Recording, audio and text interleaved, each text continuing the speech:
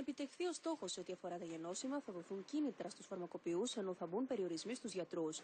Πιο συγκεκριμένα, για κάθε γενώσιμο που θα πωλούν δεν θα επιστρέφουν στον ΕΟΠΗ χρήματα ως ποσοστό επί του τζίρου τους, ενώ όποιο φαρμακείο έχει τζίρο που φτάνει το 60% σε γενώσιμα θα εξαιρείται τελείως από αυτό το μέτρο.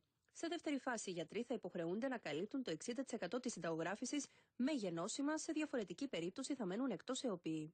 Πρέπει και οι γιατροί να συμβάλλουν επιτέλους σε αυτή την προσπάθεια. Είναι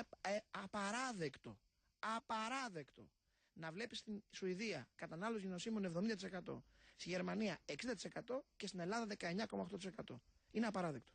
Οι φαρμακοποιοί αντιμετωπίζουν θετικά τα νέα μέτρα για το φάρμακο, τονίζουν όμως και αυτοί ότι θα πρέπει να γίνονται συχνά αυστηροί έλεγχοι ώστε να νιώθουν ασφαλείς οι Έλληνες πολίτες. Όλα τα φάρμακα, εφόσον έχουν την έγκριση του ΕΟΦ και τη σφραγίδα του ΕΟΦ, είναι αξιόπιστα. Αυτό που εμείς θέλουμε είναι αυτή η αξιοπιστία τους να αποδεικνύεται καθημερινά με εντατικούς ελέγχους από τις κρατικές υπηρεσίες. Την ίδια ώρα, η δημοσιοποίηση από το Υπουργείο Υγείας περιπτώσεων υπερσυνταγογράφησης από γιατρούς προκάλεσε την έντονη αντίδραση των ιατρικών συλλόγων και των γιατρών του ΕΟΠΗ.